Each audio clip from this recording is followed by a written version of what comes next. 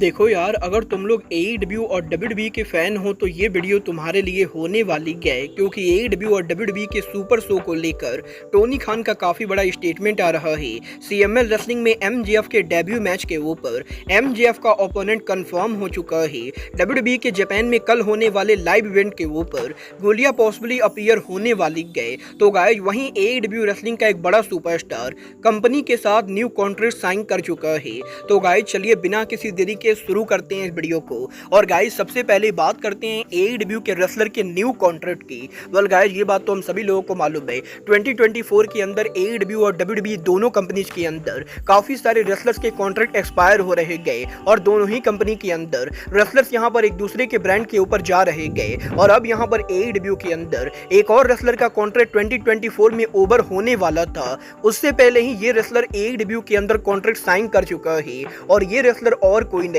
बल्कि WWE superstar रिया replay के husband बडी Matthew गए। गाइस, यहाँ पर ये बात तो हम सभी लोगों को मालूम है, बडी मैथ्यू पिछले 2 साल से AEW के अंदर हाउस ऑफ ब्लैक फैक्शन के अंदर काम कर रहे गए और 2 सालों तक AEW में काम करने के बाद जब यहाँ पर बडी मैथ्यू का AEW कॉन्ट्रैक्ट इस साल के अंदर ओवर होने वाला था, तो गाइस काफी सारे लोगों को ये लगा था कि बडी मैथ्यू AEW कंपनी को लीव करके उनकी वाइफ रिया रिप्ली के साथ काम करने के लिए WWE के ऊपर जाएंगे। बट गाइस, अब यहाँ पर रसल प्रूस की तरफ से ये अपडेट आ रही है कि बडी मैथ्यू AEW के साथ न्यू कॉन्ट्रैक्ट साइन कर चुके गए। और वैसे तो अभी तक WON या फाइटफुल के द्वारा ये कंफर्म नहीं किया गया है कि एग्जैक्टली बडी मैथ्यू ने ये कॉन्ट्रैक्ट कब साइन किया और बडी मैथ्यू का ये कॉन्ट्रैक्ट कितने साल का है। बट गाइस, अर्ली रिपोर्ट के हिसाब से बडी मैथ्यू AEW के अंदर न्यू कॉन्ट्रैक्ट साइन कर चुके गए और अब यहाँ पर बडी मैथ्यू AEW को लीव करके WWE के ऊपर जाने वाले नहीं गए। वेल गाइस, डेफिनेटली ये यहाँ पर काफी शॉकिंग चीज है कि रिया रिप्ली के WWE पर इतने बेहतरीन बुकिंग के बाद भी बडी मैथ्यू ने AEW के साथ स्टे करने का फैसला किया है। और गाइस, मुझे यहाँ पर इसके हाई चांसेस लगते गए कि बडी मैथ्यू के बाद मलाकाई ब्लैक वो दूसरा नाम होगा जो AEW कंपनी के साथ पॉसिबली कॉन्ट्रैक्ट री-साइन करेगा। वेल, आपको क्या लगता है, हाउस ऑफ ब्लैक को AEW छोड़कर WWE पर जाना चाहिए या नहीं? आप लोग मुझे कमेंट करके बताएंगे। और गाइस, देखना ये दिलचस्प होने वाला है कि आखिर बडी मैथ्यू के न्यू कॉन्ट्रैक्ट के साइन करने के बाद ऑल एलीट रेसलिंग में बडी मैथ्यू का फ्यूचर कैसा होता है। बट गाइस, जहां तक बात रही AEW की, तो गाइस ये बात तो हम सभी लोगों को मालूम है, AEW कंपनी के brand new international champion MJF यहां पर अब से मात्र 10 दिनों के अंदर मैक्सिको की बिगेस्ट रेसलिंग कंपनी CMLL के ऊपर डेब्यू करने वाले गए। और यहीं MJF के CMLL पर डेब्यू कंफर्म होने के बाद अब फाइनली CMLL ने यह कंफर्म कर दिया है कि आखिर यहां पर MJF के डेब्यू के ऊपर CMLL का वो कौन सा रेसलर होगा जो MJF को इंटरनेशनल चैंपियनशिप के लिए चैलेंज करेगा। गाइस, यहां पर आज अरीना मैक्सिको के अंदर CMLL रेसलिंग ने उनका एक टूर्नामेंट किया, जिस टूर्नामेंट के अंदर CMLL सुपरस्टार टेम्पलेरो इस मैच को जीत जाते गए। और इस टूर्नामेंट को जीतने के बाद अब टेम्पलेरो वो रेसलर होने वाले गए जो यहां पर 2 अगस्त को MJF के डेब्यू के ऊपर MJF को यहां पर इंटरनेशनल चैंपियनशिप के लिए चैलेंज करेंगे। वेल, देखना बहुत ही दिलचस्प होने वाला है कि MJF और टेम्पलेरो का ये मैच कैसा होता है। बट गाइस, चलिए फिलहाल आगे बढ़ते हैं और बात करते हैं AEW blood and guts present special rampage show की। वेल गाइस, ये बात तो हम सभी लोगों को मालूम है, कल यहाँ पर AEW का blood and guts present special dynamite show होगा। और AEW डायनामाइट के लाइव जाने के बाद सेम अरीना में AEW कंपनी उनके रैम्पेज को टेप करेगी। और अगर आप लोग AEW को पिछले 3 साल से फॉलो कर रहे हो तो आपको इतना तो पता ही होगा कि हर साल AEW के ब्लड एंड गट्स वीकेंड के अंदर AEW कंपनी का जब रैम्पेज शो होता है तो रैम्पेज के ऊपर AEW कंपनी उनका यहाँ पर रॉयल रैम्पेज बैटल रॉयल करती है, जिस बैटल रॉयल को जीतने वाले को AEW के अंदर वर्ल्ड चैंपियनशिप का मौका मिलता है। और जहां 2022 के अंदर ब्रोडी किंग ने AEW के बैटल रॉयल को जीता, वहीं 2023 में डार्बी एलन ने AEW के बैटल रॉयल को जीता। और अब यहाँ पर इस साल भी 2024 के अंदर AEW कंपनी यहाँ पर इस हफ्ते रैम्पेज शो के ऊपर रॉयल रैम्पेज बैटल रॉयल करने वाली गए। और इस बार AEW के रॉयल रैम्पेज बैटल रॉयल को जो भी जीतेगा उसे यहाँ पर AEW के साल के biggest dynamite show AEW present grand slam के ऊपर AEW के वर्ल्ड चैंपियनशिप का मौका मिलने वाला है। और गाइस, AEW कंपनी ने ये अनाउंस कर दिया है कि इस हफ्ते यहाँ पर AEW के रॉयल रैम्पेज बैटल रॉयल के अंदर जो भी रेसलर AEW के बैटल रॉयल को जीतेगा उसे यहाँ पर इस साल के डायनामाइट ग्रैंड स्लैम के ऊपर AEW के वर्ल्ड चैंपियनशिप का मौका मिलने वाला है। वेल, देखना बहुत ही दिलचस्प होने वाला है कि AEW के ऑल इन और ऑल आउट पेपर व्यू के बाद आखिर यहाँ पर AEW के अंदर वो कौन सा रेसलर होता है जो वर्ल्ड चैंपियन के तौर पर ग्रैंड स्लैम के ऊपर जाता है और एईडब्ल्यू का वो कौन सा रेसलर होता है जो यहाँ पर 2 महीनों बाद ग्रैंड स्लैम के ऊपर रॉयल रंबल को जीतकर वर्ल्ड चैंपियन को चैलेंज करता है।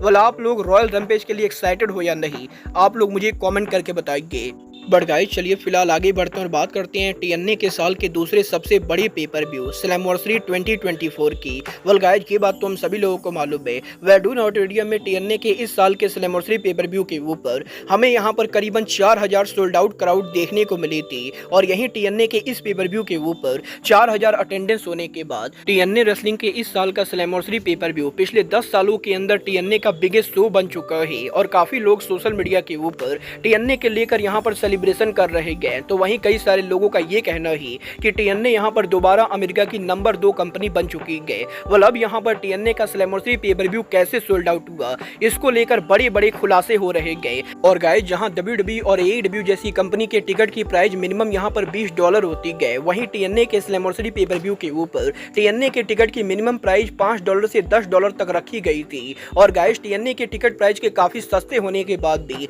जब यहाँ पर शुरुआत में स्लैमवर्सरी पेपर व्यू के टिकट नहीं बिक रहे थे तो गाइस टीएनए के मैनेजमेंट ने कनाडा के इंडी रेसलर से ये कहा था कि वो यहाँ पर टीएनए के स्लैमवर्सरी पेपर व्यू को प्रमोट करे और अगर यहाँ पर कनाडा के इंडिपेंडेंट रेसलर टीएनए के स्लैमवर्सरी पेपर व्यू को बेचवाने में मदद करते गए तो उन्हें यहाँ पर टीएनए रेसलिंग के अंदर पॉसिबली फ्यूचर में मैचेज मिलेंगे। और गाइस इवन यहाँ पर स्लैमवर्सरी पेपर व्यू के प्री शो के ऊपर उन्हें यहाँ पर काम करने का मौका मिल सकता है। और गाइस कनाडा में काफी सारे इंडी रेसलर्स के द्वारा टीएनए के स्लैमवर्सरी पेपर व्यू के टिकट को बांटे गए और यही सोशल मीडिया के ऊपर जब लोगों ने डेव मेल्जर से ये पूछा कि क्या यहाँ पर ये बात सही है कि टीएनए के स्लैमवर्सरी पेपर व्यू के ऊपर टीएनए यहाँ पर कनाडा के इंडिपेंडेंट रेसलर से टिकट को बेचवा रही थी और टीएनए ने काफी सारे टिकट पॉसिबली फ्री में भी बांटे गए। तो गाइस डेव मेल्जर ये कंफर्म करते गए कि ये बात यहाँ पर बिल्कुल सही है कि टीएनए के टिकट प्राइस के डाउन होने के बाद भी जब यहाँ पर शुरुआत में टिकट नहीं बिक रहे थे तो टीएनए ने कनाडा के इंडिपेंडेंट रेसलर्स की मदद ली और इसके बाद यहाँ पर काफी सारे टिकटों को फ्री में भी बांटा गया है।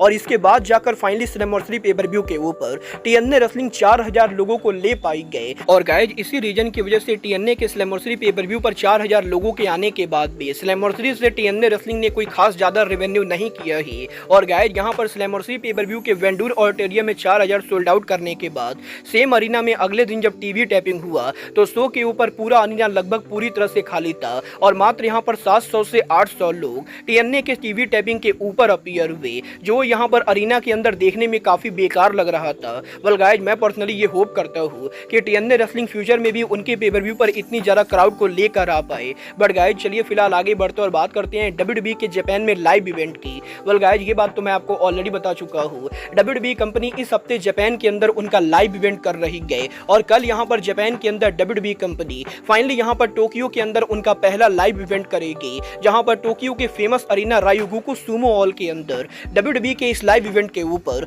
डब्ल्यूडब्ल्यूई की न्यूएस्ट साइनिंग जूलिया के अपीयर होने को लेकर न्यूज सामने आ रही है। गाइस यहाँ पर इस हफ्ते टोक्यो में टोक्यो स्पोर्ट के लेटेस्ट इंटरव्यू के ऊपर जूलिया से जब ये पूछा गया कि क्या वो डब्ल्यूडब्ल्यूई के लाइव इवेंट पर अपीयर होने वाले गए तो गाइस जूलिया जवाब देकर ये कहती गए कि वो यहाँ पर डेफिनेटली डब्ल्यूडब्ल्यूई के लाइव इवेंट को देखने के लिए रायुगुकु सुमो अरीना में आने वाले गए। और जूलिया ने ये तो कंफर्म नहीं किया है कि वो स्टेफनी वैकूर की तरह शो के ऊपर काम करेंगी या वो सिर्फ यहाँ पर क्राउड में बैठकर शो देखने वाले गए। बट गाइस जूलिया ने ये कंफर्म कर दिया है कि वो यहाँ पर कल रायुगुकु सुमो अरीना के अंदर डब्ल्यूडब्ल्यूई के लाइव इवेंट के ऊपर अपीयर होने वाले गए। वेल देखना बहुत ही दिलचस्प होने वाला है कि जूलिया यहाँ पर कल शो के ऊपर क्या करते गए। बट गाइस चलिए फिलहाल आगे बढ़ते हैं और बात करते हैं डब्ल्यूडब्ल्यूई और एईडब्ल्यू के सुपर शो की। वेल गाइस ये बात तो हम सभी लोगों को मालूम है, डब्ल्यूडब्ल्यूई और एईडब्ल्यू आज के टाइम पर दुनिया की 2 सबसे बड़ी कंपनी गए और इन कंपनी के फैन बेस के बीच में हमेशा ही उल्टी सीधी बातें चलती रहती गए। और अब यहाँ पर इस हफ्ते एईडब्ल्यू के प्रेसिडेंट टोनी खान के लेटेस्ट इंटरव्यू के अंदर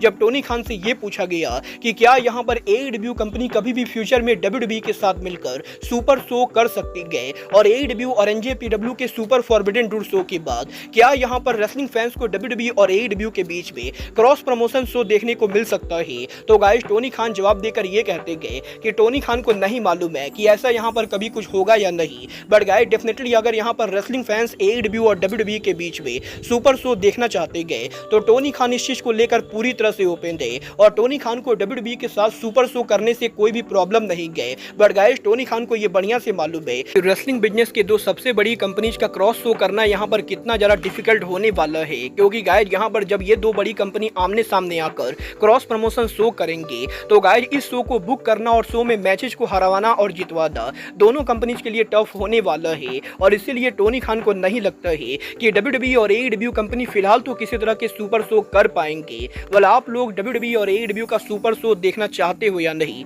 आप लोग मुझे कमेंट करके बताएंगे। बट गाइस मैं पर्सनली WWE और AEW के बीच में किसी तरह का कोई भी क्रॉस प्रमोशन देखना नहीं चाहता हूँ। वेल फिलहाल के लिए आज के इस वीडियो में बस इतना ही। मैं मिलता हूँ आपसे अपने अगले वीडियो में। बट गाइस तब तक के लिए good bye, good night and bang.